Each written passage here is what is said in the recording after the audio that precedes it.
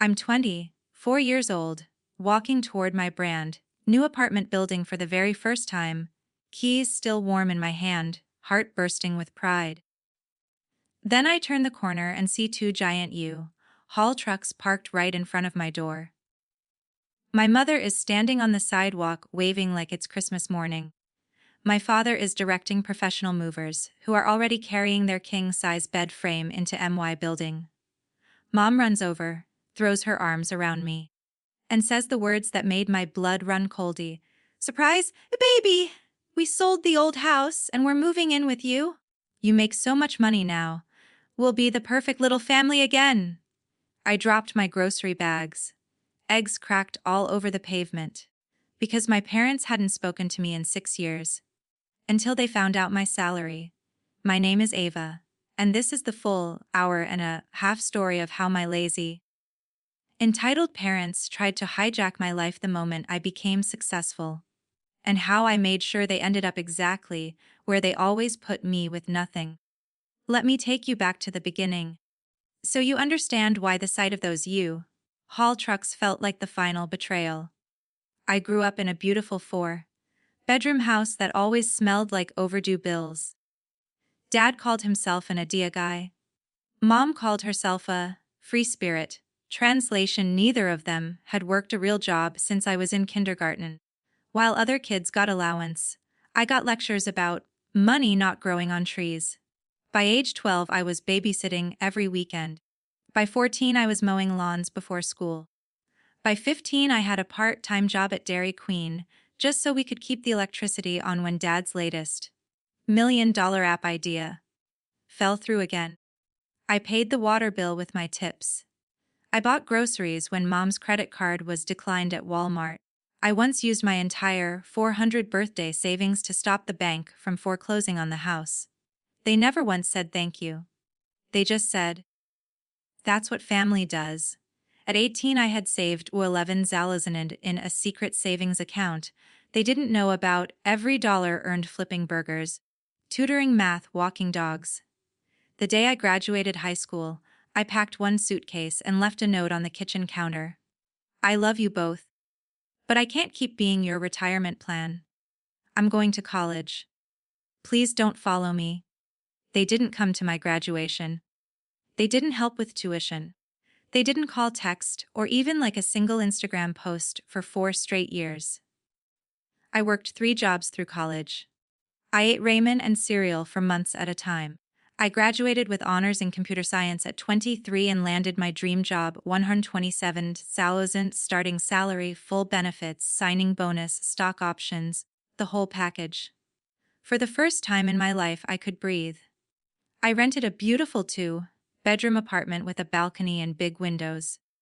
I bought real furniture that wasn't from Craigslist. I finally felt safe. Then I made one tiny mistake. I posted a proud selfie on my private Instagram story.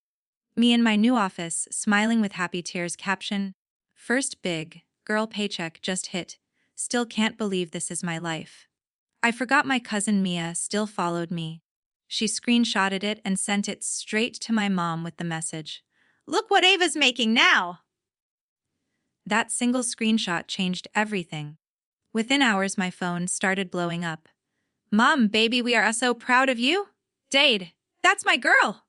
Always knew you'd make it big." Mom again. "We've missed you so much." For one stupid, hopeful second, I let myself believe they actually cared. Then the real messages came. "Mom, your dad's truck broke down. Could you send 5,000? Dad, interest rates are killing us. 12,000 would save the house." "Mom, your little brother needs braces. 7,000. Dad, we're family, Ava. Family helps family." In 7 days, they had asked for almost a 30 oven. When I said I wasn't comfortable sending that much, the love disappeared overnight. When I said no, the guilt trips started. When I stopped answering, the threats began. "Mom, if you don't help your own parents, you're not really our daughter. Dad, you'll regret this when we're living on the street." I blocked every number. I thought that was the end. I was so wrong. Because 4 months later, they showed up with moving trucks. I came home from work on a random Thursday, and found my parents' furniture already inside my apartment. My couch was gone. Their old floral sofa was in its place. My TV had been replaced with their giant cracked screen one from 2012. Mom was in my kitchen making coffee like she owned the place. Dad was hanging their family photos on my walls. I stood in the doorway with my work bag still on my shoulder, mouth open, unable to speak.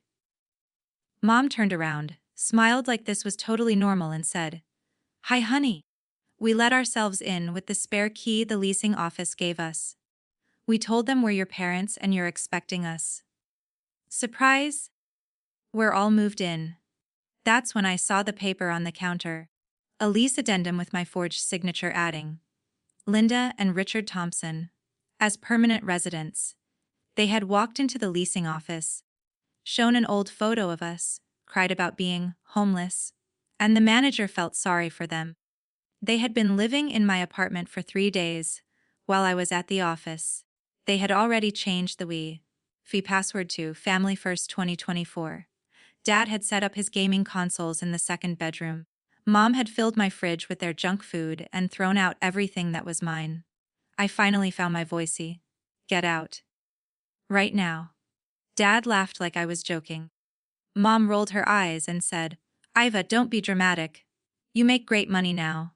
We're just staying until we get back on our feet." "You owe us this?" "I owe them."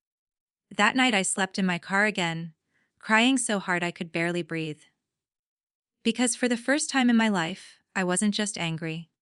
I was done being their doormat. I was ready to burn the whole thing down, quietly, legally, and permanently. And that's exactly what I did. The next morning I walked into work with red eyes and asked for an emergency meeting with HR and legal. I told them everything. I showed them the forged lease, the texts demanding money, the photos of their stuff in my home. My company has a zero-tolerance policy for identity theft and harassment. Within 2 hours they connected me with the best employment lawyer in the city, on their dime. Within 4 hours we had a plan that would make my parents regret ever learning my salary. But first, I let them think they had won. I moved into a hotel for 2 weeks and told no one where I was. I let them keep living in my apartment, eating my food, running up my electric bill. I even left a fake note on the counter, staying with a friend for a bit. "Make yourselves at home." They took the bait completely.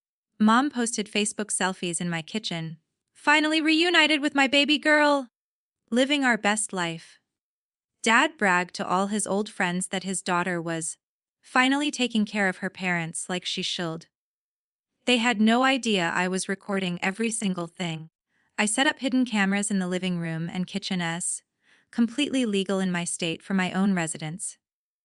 I forwarded the apartment mail to a P.O. box. I saved every text, every Facebook post, every Venmo request.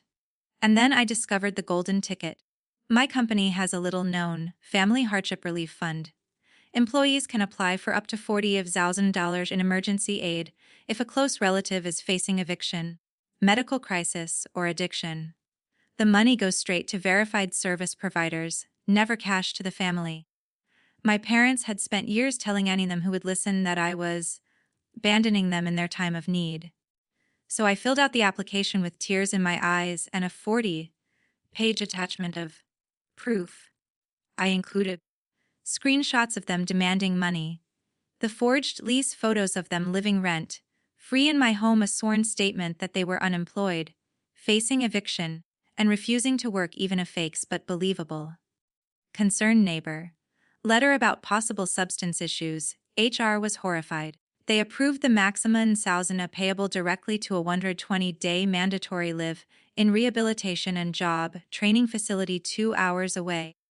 On day 14 of my hotel stay, 2 caseworkers and a sheriff's deputy knocked on my apartment door with official papers. Mom opened the door in my bathrobe. The caseworker smiled politely. "Linda and Richard Thompson. Your daughter filed an emergency family intervention. You have 2 hours to pack 1 bag each. Transportation to the rehabilitation center leaves at 4 p.m. Dad tried to argue. The deputy simply pointed to the court order. Mom started screaming that I was kidnapping them. They were escorted out in front of the entire building, still wearing my slippers, carrying trash bags full of clothes. That was only the beginning. 2 hours after the sheriff escorted them out, I got the first voicemail. Mom's voice was pure panic. Ava. They're saying this isn't a normal rehab? They're taking our phones! They're making us more work! Call them right now and get us out. I didn't call back. I just turned up the volume and listened to every single message as they arrived over the next 72 hours, because the place I sent them wasn't a cushy spa with yoga and therapy dogs. It was a state-funded, court-ordered, 120-day residential work program for chronic welfare fraud and long-term unemployed adults. And once you sign the intake papers, which they did in front of the deputy, there is no leaving until day 12, or you go straight to jail for contempt. Welcome to the revenge they never saw coming. The program was called New Beginnings Restoration Ranch.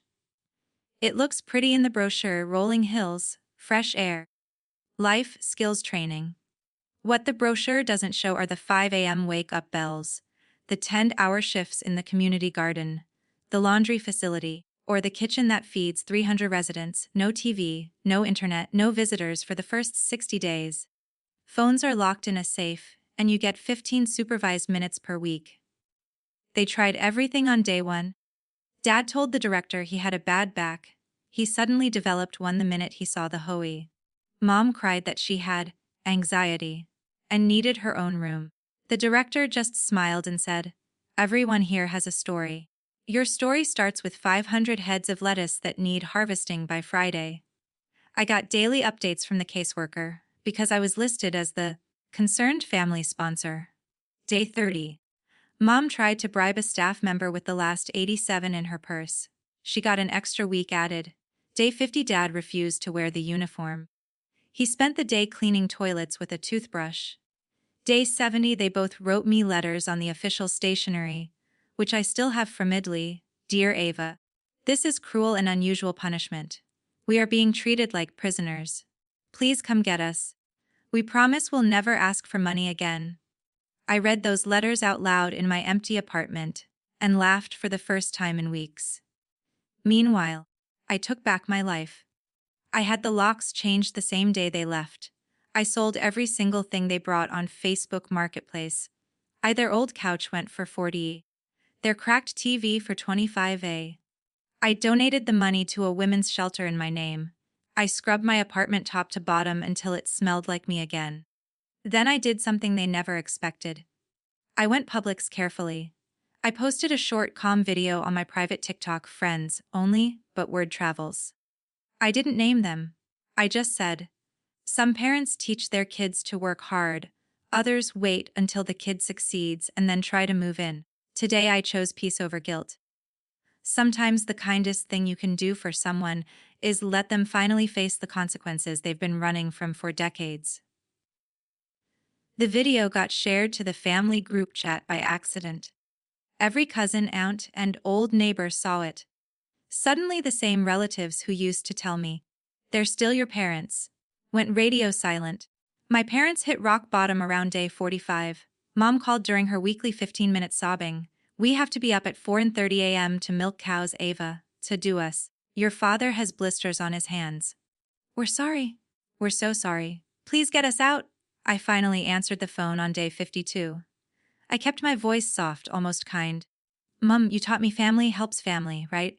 I'm helping you learn how to support yourselves. You still have 68 days left. Use them well." Then I hung up. For the first time in my entire life, they had no choice but to work for every meal, every shower, every minute of sleep. And I had no guilt at all. Day 120 finally arrived. I got the official email from the program director at 8:73 a.m. Linda and Richard Thompson have successfully completed the 120-day New Beginnings Restoration Ranch program. They have been issued state IDs, a bus pass, and a certificate of completion. They are ready for release. Attached was a photo: Mom and Dad standing in front of the ranch sign, wearing matching gray program t-shirts, faces sunburned, hands calloused, looking 20 years older than when they arrived. They were smiling in the picture because they thought freedom meant coming straight back to my apartment. They had no idea I had spent the last 4 months making sure they would never find me again. The second they stepped off the bus in our city, they went straight to my old apartment building. The new tenant's a sweet college girl who moved in 2 weeks after I left, opened the door. Mom started crying. "Where's Ava? This is our daughter's place." The girl just showed them the lease in her name and closed the door. That's when the panic calls started. I had already changed my number, but they found my work email through an old cousin. 47 messages in 1 hour. "Mom, we're outside your apartment and some stranger is living there. Where are you?" "Dad, we did the program like you wanted. We're changed people. Let us come home." "Mom again, we have nowhere to go, Ava. Please." I didn't answer a single one. Because while they were learning how to weed onion rows at 5 a.m., I had been busy building a wall they could never climb. Here's what they discovered. One gut punch at a time. I had moved. New city, new apartment, new number, unlisted. I had filed a permanent no-contact restraining order the day they entered the program. Any attempt to find me, automatic arrest. I had frozen my credit and put alerts on every account. They were flagged as potential identity theft risks at every bank in the state. I had sent certified letters to every relative explaining, calmly, with proof, the forgery, the moving trucks, the decades of financial abuse. Nobody was taking their calls anymore. Their storage unit, where they thought their good stuff was waiting, had been auctioned off for non-payment 3 months ago. Everything gone. They ended up at a cheap motel off the highway, paying $59 a night with the $200 re-entry stipend the program gave them. By day 4 they were broke. That's when the final blow landed. I had kept one last surprise. The program required every graduate to attend a family reconciliation meeting within 30 days of release. It's supposed to be healing. I agreed to attend virtually from an undisclosed location, with my lawyer on the call. The Zoom link went live on day 128. Mom and Dad were sitting in the motel lobby because they had nowhere else with Wi-Fi. They looked exhausted, thinner, cleaner than I'd ever seen them. Mom started crying the second she saw my face. "Ava, baby, thank you for coming. We're so sorry. We see it now. We were wrong." Dad nodded, eyes red. "We just want to come home and make it right." I let them talk for 10 full minutes. Every apology, every promise, every tear. Then I spoke for the first and last time. "I'm glad the program helped you learn new skills. You now know how to work, how to wake up early, how to live within a budget. Use it, because this is the last time you will ever see my face or hear my voice. The restraining order is permanent. My address is sealed. My finances are locked down. You taught me my whole life that family helps family. Today I'm helping you by letting you finally live the life you forced me to live for 18 years. Goodbye." I left the call. The caseworker later told me Mom collapsed on the floor sobbing. Dad just stared at the black screen for 20 minutes without moving. They tried one last time 6 months later, a handwritten letter forwarded through my lawyer. "We've been clean, working, renting a tiny studio. We're proud of the woman you've become. We don't want money. We just want our daughter back." I read it once. Then I put it in the same folder as their old "We're homeless, help us" texts. And I never wrote back. Because some bridges aren't meant to be rebuilt. Some doors aren't meant to stay open. And some parents learn too late that the child they treated like an ATM can one day afford to cut the power forever. 2 years have passed since that Zoom call ended. I'm 26 now. I bought my first house last spring, a little 3-bedroom with a porch swing and wildflowers I planted myself. I got promoted to senior engineer. I travel whenever I want. Japan last year. Italy this year, Iceland booked for next spring. I have friends who feel like chosen family, a dog named Luna who thinks I'm the center of the universe, and a savings account that finally has 6 figures in it. And every single month, like clockwork, a new number texts me, "We're proud of you, baby. We just want to see you." I never reply. I don't need to. because for the first time in my entire life, I am completely, beautifully, unapologetically free. But freedom didn't come from screaming or fighting. It came from going quiet, going smart, and going no contact forever. Here's where my parents are today. Because I know you're wondering. They still live in that same tiny studio apartment on the edge of town. Dad works as a night janitor at the community college. Mom cleans offices downtown. They ride the city bus. They eat on a budget. They wake up at 5 a.m. every single day, just like they learned at the ranch. And every time someone asks them why their successful daughter doesn't help them, they have to tell the truth. Because they spent 24 years teaching her that love comes with a price tag. And the day she could finally afford to pay it, she chose to pay for her own peace instead. I don't hate them anymore. Hate takes energy. I just feel nothing. And that nothing is the most powerful feeling I've ever had. So if you're watching this at 3 a.m., crying because your parents, your siblings, your own family makes you feel like a walking bank account, if you're scared that saying no makes you a bad daughter, a bad sister, a bad person, please hear me. You are not a backup plan. You are not an emergency fund. You are not responsible for fixing the mess they refuse to clean up themselves. I spent 18 years paying their bills with babysitting money. I spent 4 years building a life they wanted to steal, and I spent 1 single year making sure they could never touch it again. Today I sleep in a bed I bought with my own paycheck. I eat food I paid for. I answer to no one. And the funniest part, they finally learned how to support themselves. Because I stopped doing it for them. So if you're carrying guilt heavier than any paycheck could ever fix, if you're terrified of being called selfish, ungrateful, heartless, remember this. The kindest thing you can do for someone who only loves what you provide is to stop providing it. Real love doesn't send Venmo requests.